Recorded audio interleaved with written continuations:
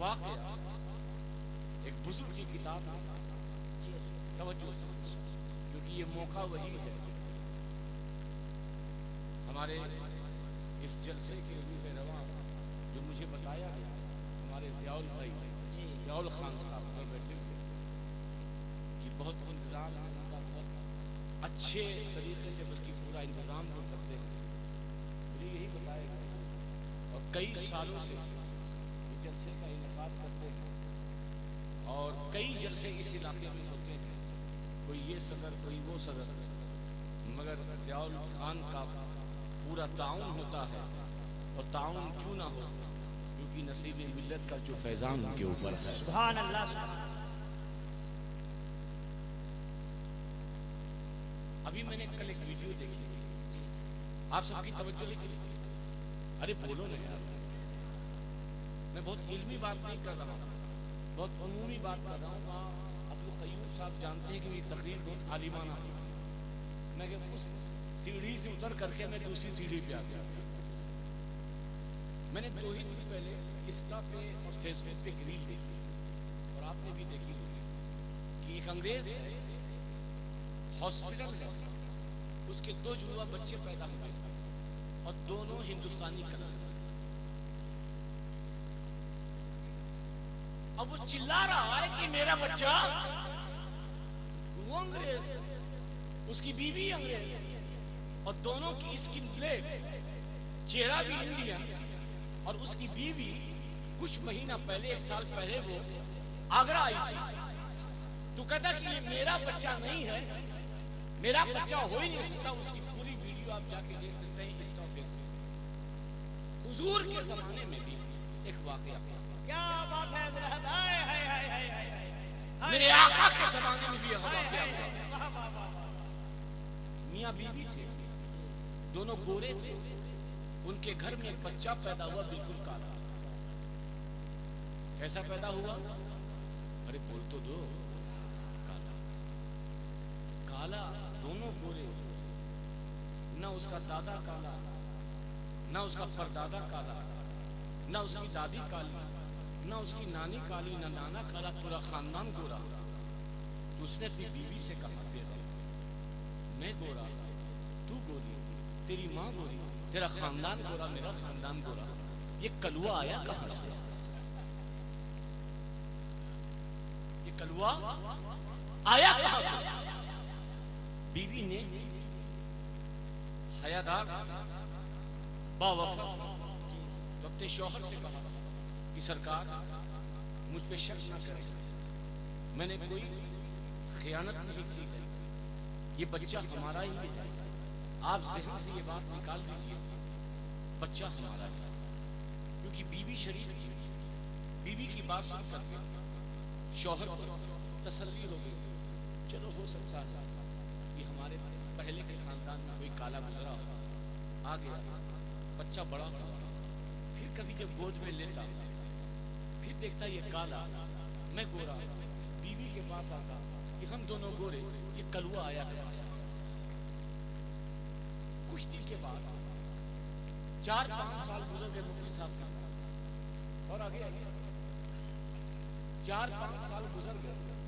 4-5 साल गुजरने के बाद अब ये उम्र हो गई, बाजार ले जाए, बिस्किट खिलाएं, होता है ना, अब बच्चों को बाहर ले जाते हैं, हवा, थोड़ा सा खिलौना, जलसा घुमा लाएं, दिखा लाएं। अब वो साहब बाहर लेके निकले तो देखा कि वो गोरा, गोद में बच्चा काला। लोगों ने कहा भाई तू गोरा, तेरी बीवी गोरी, तेरा खानदान गोरा, बीवी का खानदान गोरा, ये कलुआ आया कहां से? परेशान, कहा अब बर्दाश्त से बाहर। बीवी के पास कहा कुछ नहीं हो सकता, बाहर जाना जीना हराम, घर में इस कलुआ को देखता हूँ जीना हराम, मैं जाऊँ? बीवी कहती है सरकार क्यों आप मेरे खाते शक करते हो? मैं आपसे वादा करती हूँ और मैं सही बोल रही हूँ, मैंने अमानत में खयानत नहीं की, ये बच्चा हमारा है, काम नहीं। अब ये बर्दाश्त नहीं होगा, अब तुम कितनी भी तसल्ली दोगी मगर मुझे इत्मीनान नहीं होगा। अब इस बात का फैसला उस बारगाह में होगा जहां हर राज खुलते हैं। चलो सरकार की बारगाह, चलो गैर नबी की बारगाह, जो सिर्फ जाहिर पे नजर नहीं बल्कि जिसकी नजर बातिन पे होती है, उस सरकार की बारगाह में चलो। अब दोनों मियां बीवी पहुंचे, आप सबकी तवज्जो है, सभी बोले तवज्जो है।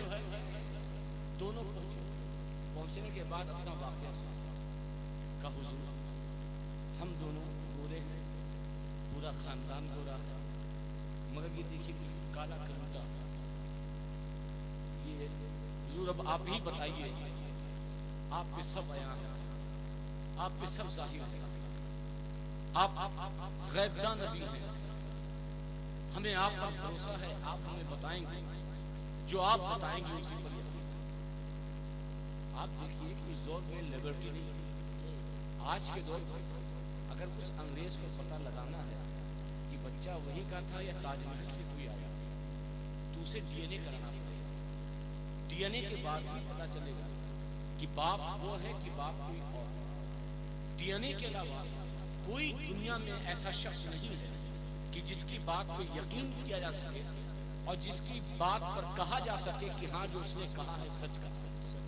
मगर देखिए उस दौर में सरकार पर कितना यकीन था, मेरे आका की जात पर कितना यकीन था कि गैब का नबी जब कहेंगे, अगर सरकार कहेंगे हमारा है तो ये हमारा है, अगर सरकार कह देंगे पराया है तो ये हमारा है। अब ये पूरा वाकया क्या है, आपकी पूरी तवज्जो है। अब वो बच्चा 4-5 साल का हो गया था, बैठ अब ये वाकया सुना रहे हैं, सरकार समाज करवा रहे हैं, खजीने सादात में वाकया लिखा। अचानक दरवाजे से पर्दा हिला।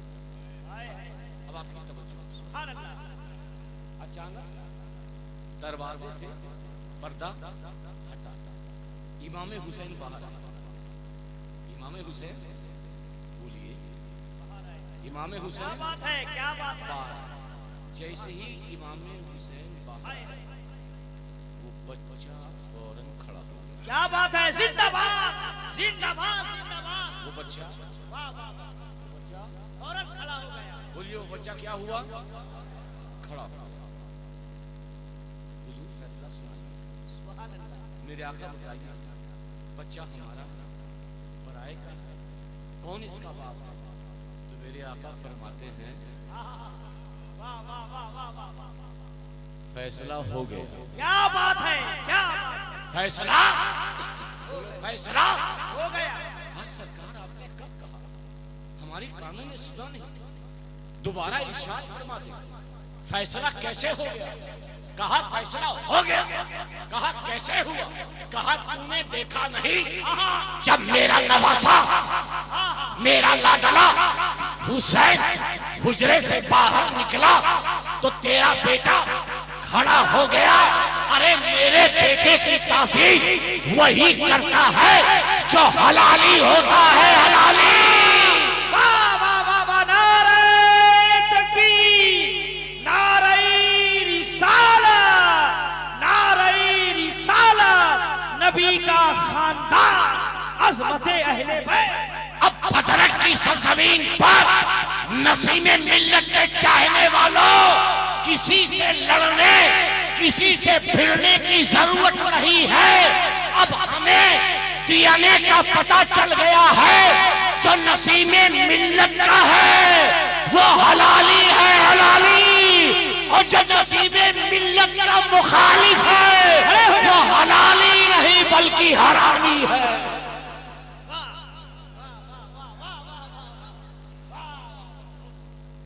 इसलिए आधार कार्ड मांगने की जरूरत नहीं है, वाह क्या बात है। पैन कार्ड लेने की जरूरत नहीं है, खून को किसी लेबोरेटरीज में पहुंचाने की जरूरत नहीं है। ये देखो तुम्हारे पीर का आले रसूल से मोहब्बत करने वाला है। बोलो सुभान अल्लाह, सुभान अल्लाह। पसीना मेरा गिर रहा है और जबान से आपकी सुभान अल्लाह नहीं निकल रहा। याद रखो, जो अहले बैत से मोहब्बत करता है, जो गौसे आज़म से मोहब्बत करता है, जो गरीब नवाज से मोहब्बत करता है, जो नबी के घर वालों से मोहब्बत करता है, तो ये मोहब्बत जहां आखिरत में फायदा देगी, वहीं दुनिया में बता देती है कि तेरा डीएनए तेरे बाप से मैच है। याद रखो, तुम शुक्र अदा करो कि तुम्हारी माँ ने खयानत नहीं की, तभी तो तुम्हारे दिल में सरकारे मिल्लत की मोहब्बत है, पंजतने पाक से प्यार है और गौसे आज़म से प्यार। एक बात बता, मैंने देखा कि उन्वान अज़मते क़ादिरिया, क्या उन्वान है? अज़मते अज़मते, अरे बुलंद आवाज से बोल दो, अज़मते क़ादिरी।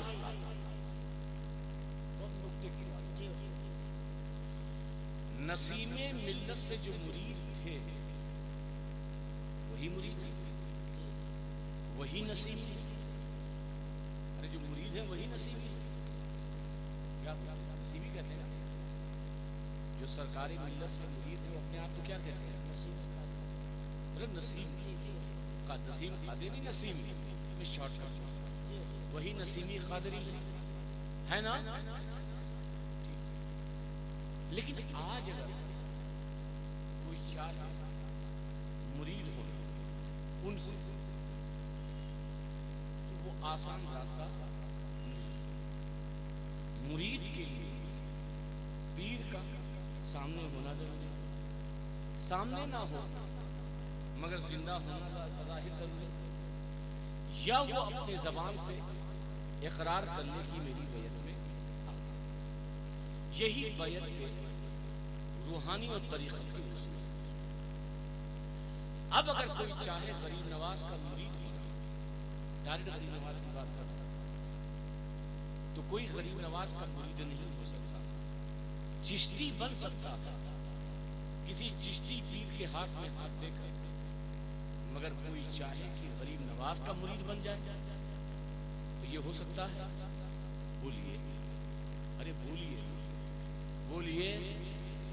कोई अशरफियत बनना चाहे और अशरफियत की निस्बत इस तौर पे करना चाहे कि मैं डायरेक्ट मखदूम अशरफ का मुरीद हूँ, ये उसी वक्त मुमकिन था जब वो उस दौर में होता, तभी वो डायरेक्ट मखदूम अशरफ का मुरीद कहलाता। आज के दौर में अगर अशरफी बनना है तो खानदान अशरफी या खुलफाए अशरफी में से किसी से मुरीद होगा तो अशरफी है। जितने भी सिलसिले नक्शबंदी, सोहरवर्दी, चिश्ती, निजाम, साबरी, वारसी, हर सिलसिले तरीक़त में जो ज़ाहिरी तौर पर मुरीद होने की सूरत है, ज़ाहिरी सूरत यही है कि पीर के दौर में पीर ने मुरीद कर लिया हो तो पीर का मुरीद है।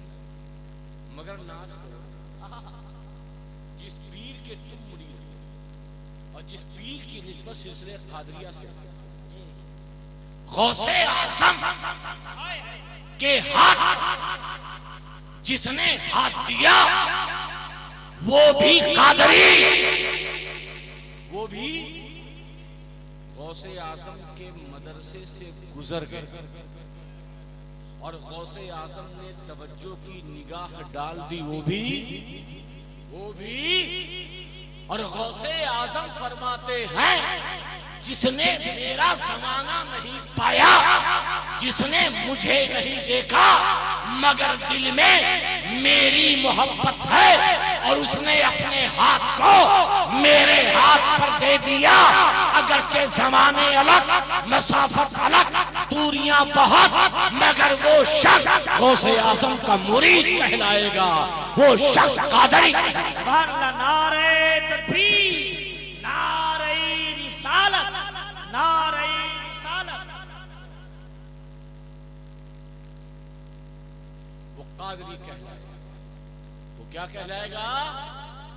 गौसे आज़म के लिए जरूरी नहीं कि तुम उस दौर में रहे, मगर गौसे आज़म के सिलसिले का वो फैज़ान, गौसे आजम के सिलसिले की वो अज़मत है, गौसे आजम के सिलसिले की वो फजीलत है। अगर कोई आज भी कादरी बनना चाहे, कोई आज भी सिलसिले कादरिया में दाखिल होना चाहे, कोई आज भी गौसे आजम के हाथ पर अपना हाथ देना चाहे, तो सिर्फ गौसे आजम का तस्वुर कर ले और गौसे आजम के हाथ पर अपना हाथ दे दे, वो अपने आप को कादरियों में शामिल पाए। और दूसरी बात इस सिलसिले की, ये पूरी दुनिया में ये यूं कहिए कि जितने भी उम्मतें आई, आदम अलैहिस्सलाम से लेकर हुजूर अकरम सल्लल्लाहु अलैहि वसल्लम की उम्मत तक, हदीस पाक में 120 सफ होगी, जिसमें से 80 सफ हुजूर की उम्मत की होगी जो जन्नत में जाएगी, और 40 सफ आम नबियों की होगी जो जन्नत में जाएगी। यानी हुजूर अजीम हैं, हुजूर असमत वाले हैं, हुजूर शान वाले हैं, हुजूर क्योंकि इमामुल अंबिया हैं, हुजूर इमामुल रसूल हैं, हुजूर नबियों के ताजदार हैं।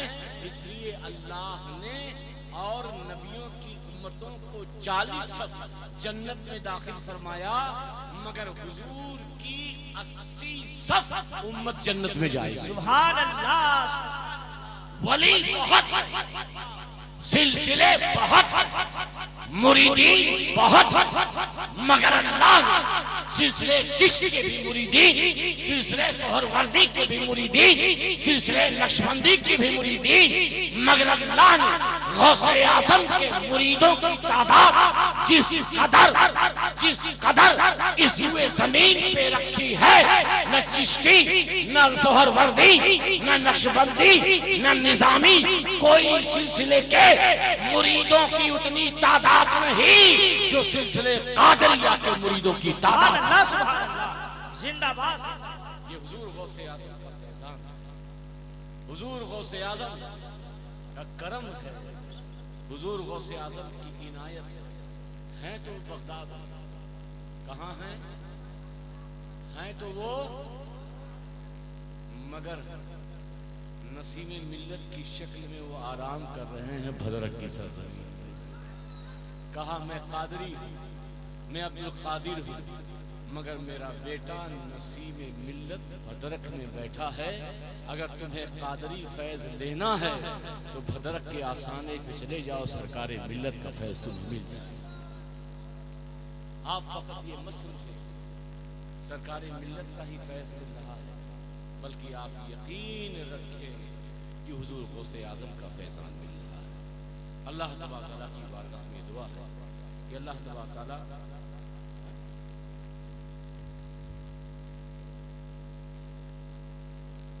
सिलसिले आलिया कादरिया की वो बरकतें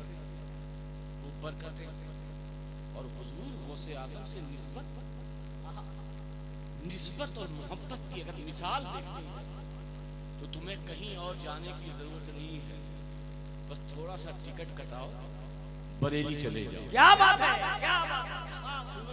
सुभान अल्लाह, सुभान अल्लाह, सुभान अल्लाह, सुभान अल्लाह। बरेली की सरजमीन, इमामे अहले सुन्नत, वो मौका फैजाबाद की सरजमीन, गौसे आज़म की नियाज का एक टुकड़ा जमीन पे गिर गया। गौसे आज़म की नियाज का टुकड़ा जमीन पे गिर गया तो आला हजरत ने उस नियाज के टुकड़े को अपनी जबान से उठाया।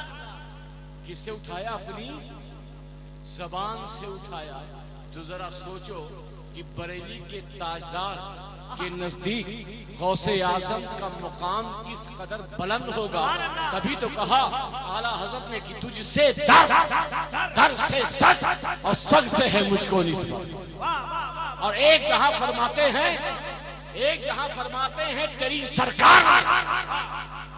सरकार लाता है रजा उसको शफी जो मेरा गौस है और लाडला बेटा।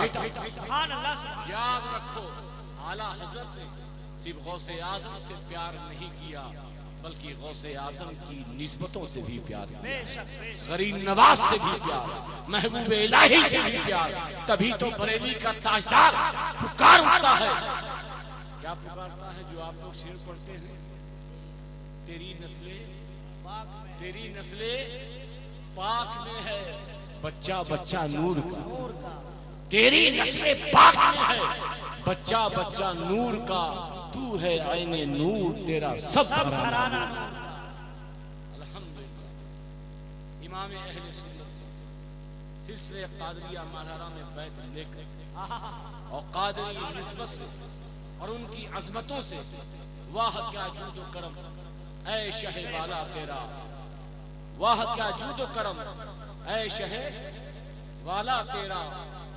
ये मनकबत गौसे आजम की जिस अंदाज में इमाम अहले सुन्नत ने लिखी है, तो वाक़ितन कहना पड़ेगा कि आला हजरत ने जो कादरी जाम और कादरी निस्बतों का फैजान लिया था, इसीलिए इस इलाके में जो मुजाहिदे मिल्लत है, उसी रंगे रजा में रहकर, कैफे शफी में रहकर अशफी रिजवी फैजान पाता है। सुभान अल्लाह जिंदाबाद। इसलिए हम आपसे कहते हैं और कहेंगे कि मोहब्बत से जिंदा रहो, क्योंकि आपके पीर ने हमेशा मोहब्बतें पाई। आपके पीर ने इत्तेहाद की बात की, आपके पीर ने एक होने की बात की, आपके पीर ने एक दामन मजबूती से पकड़ लीजिए और किसी को बुरा मत कहिए, वो नसीहत दे के दुनिया से गए हैं। इसलिए अपने पीर की जय जयकार कीजिए और किसी की मुखालफत और किसी की इनाद, किसी की दुश्मनी में मत रहिए, बल्कि एक नुस्खा ले जाइए कि हर अहले सुन्नत का पीर हमारा है, सरकारे मिल्लत हमारे पीरों की। उमा अलैना इल्लल बलाग।